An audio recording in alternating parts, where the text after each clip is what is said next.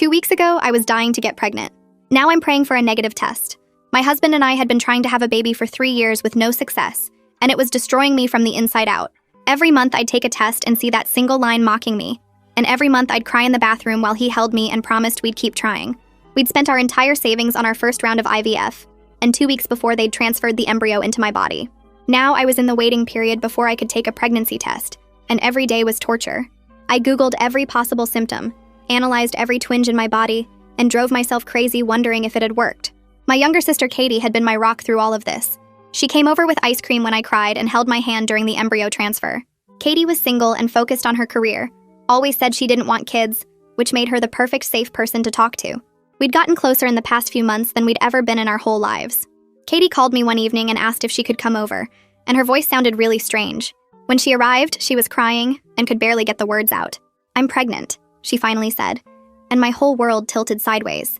My sister was single, this obviously wasn't planned, and she kept saying, "I'm so sorry," over and over like she'd done something terrible. I forced myself to hug her and tell her everything would be okay, even though I felt like someone was squeezing my heart in their fist. Here I was, spending thousands of dollars and pumping my body full of hormones just for a chance at a baby, and my sister got pregnant by accident.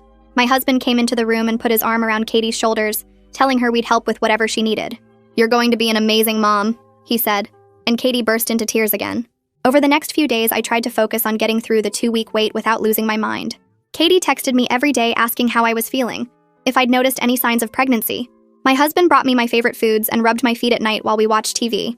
Everything felt normal except for the constant anxiety eating away at my stomach.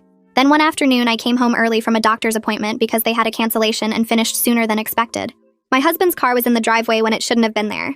I figured he'd come home for lunch and walked into our bedroom to surprise him. My husband and Katie were in my bed, and for a second my brain couldn't even process what I was seeing. They scrambled apart, grabbing sheets, and Katie was crying and saying my name over and over. I just stood there while my husband started putting on his pants, not even looking at me. "How long?" I finally asked, and my voice didn't even sound like mine. Katie couldn't speak, just kept sobbing, so my husband answered. 4 months, he said, like he was telling me what time it was. 4 months. The entire time I was going through IVF. The injections, the ultrasounds, the embryo transfer, he was sleeping with my sister. "The baby is yours?" I asked Katie, and she nodded. My husband got her pregnant while I was paying thousands of dollars to try to have his baby. "Get out," I said quietly. My husband actually rolled his eyes. "Don't be dramatic. We need to talk about this like adults." That's when something inside me snapped. "You were inside my sister while I was sticking needles in my stomach for you," I screamed. "Every single day I was injecting myself with hormones, making myself sick, hoping and praying, and you were with her."